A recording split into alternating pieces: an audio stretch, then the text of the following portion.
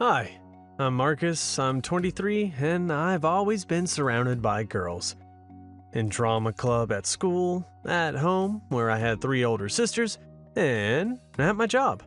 After all, I'm a security guard in the woman's state prison, and every day I am surrounded by several hundred women with different stories. I ended up falling in love with one of them. I'm going to tell you about what came of it and how we happened to meet. I will never forget how I first found myself alone with these women in baggy jumpsuits. It was my first day on the job. My partner, who had worked there for more than 10 years, had been making scathing jabs about my appearance all morning, calling me Justin Bieber. He kept doing it so that I wouldn't even think about making eyes at anyone, because any relationship with prisoners was forbidden, but I already knew that. Before dinner, I was sent to recount all the prisoners in Block A. It was a large room divided by partitions into many tiny rooms without doors. All the prisoners lined up in front of their beds and were checking out the newbie. Most of all that day, I remembered two of them.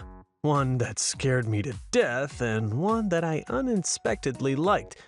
The first put a hand on my shoulder and winked slyly with her one good eye.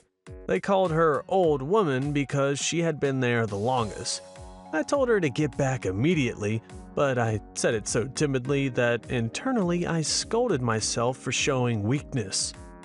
But by the end of the rounds, I had completely forgotten about it, because in the last cell, I saw Loris. I read her name on the badge. If I had met her in ordinary life, I would have definitely asked her out on a date. The next day, I saw her in the hallway. She smiled at me, and I involuntarily smiled back. Then I became angry with myself. For the whole next month, I tried to not even look at her and even avoided her, but Loris was always there, or she would come up to me with some kind of stupid question. Gradually, it became a habit.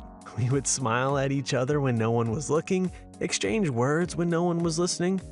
During room inspections, I secretly began leaving little surprises for her, chewing gum under the pillow and a bar of chocolate under the blanket. Sometimes we managed to meet in the courtyard behind the church and talk privately for about 5 minutes. Soon I caught myself thinking that I was only coming back to work for these encounters. I really wanted to make her comfortable. Loris told me that she often spent time in the library in the mornings and that there was almost never anyone else around. One morning on my way to work, I stopped for the best donuts in the city and delicious coffee. I knew that she had been longing for those even more than Big Macs or pizza. Loris told me later that it was the best breakfast she had had in a year. One day, she asked me to send her a postcard. On my day off, I chose the cutest one I could find and wrote that I couldn't wait for the day when I could give it to her in person. I signed the card with my initials in reverse order and sent it without a return address. The most difficult thing for me was not exposing our correspondence. But one day, I almost ruined everything. My partner, Flint, as usual, had begun poking fun at the prisoners. He mentioned Loris. I could barely restrain myself from making him take his words back. It's not easy for me to admit it, but sometimes I even thought about arranging for her to escape so that she no longer had to live in this dump with all these people.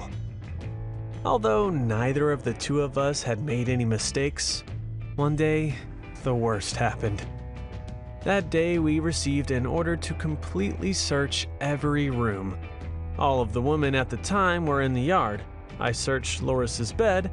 In a box under the bed, I found my postcard and couldn't help but smile. But there were other cards too, more than 20, and all without a return address. I began comparing the initials of the names on those that were signed with the names of other wardens. I found more than 12 matches. I couldn't even bring myself to ask Loris for an explanation, and I quit 2 weeks later. Now I'm looking for a job that I like and where I work with men. I just want to forget about Loris. Thank you for listening to my story.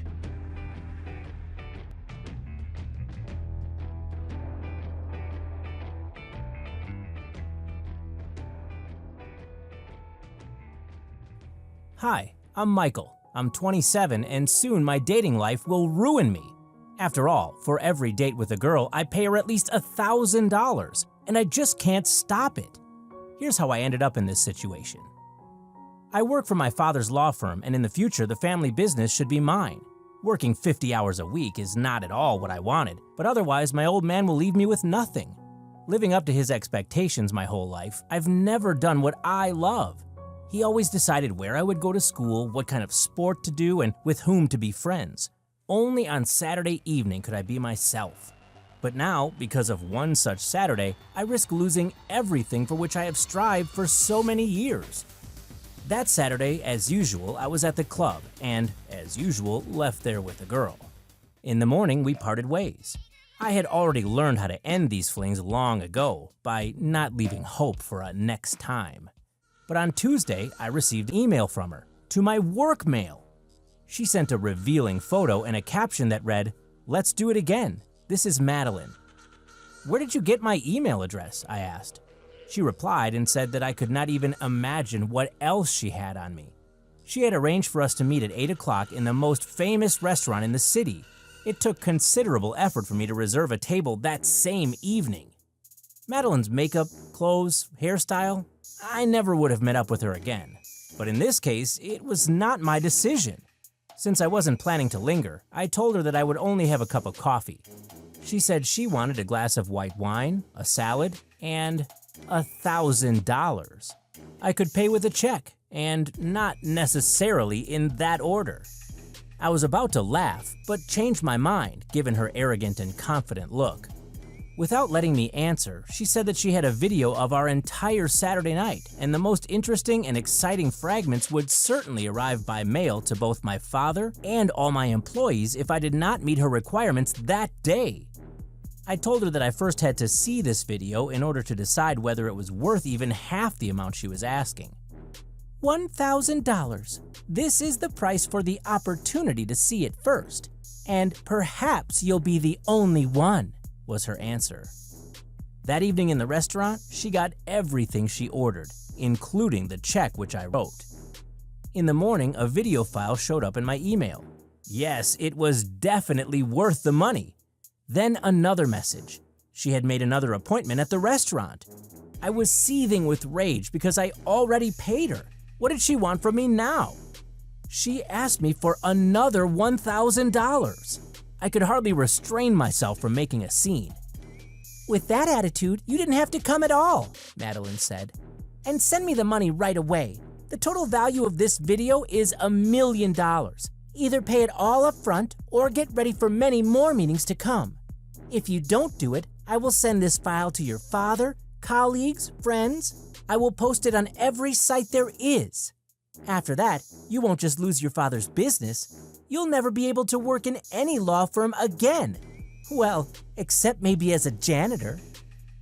2 months have passed since that second meeting, and in that time, there have been 8 more. It's not hard to calculate how much it cost me. You're probably wondering what is on that video and how am I stuck in all this? I reached out to my sources and found out that Madeline's brother had been practicing with his father not so long ago. Obviously, after that, one of them came up with the idea to set me up and get some easy money. Meeting in the club, the hotel room, at the time, it seemed funny to me. But now this joke will either ruin me or destroy my career and deprive me of my inheritance. I don't know how to stop all this. What would you do in my place if you were blackmailed by a girl who threatened to show everyone a video that would simply destroy you?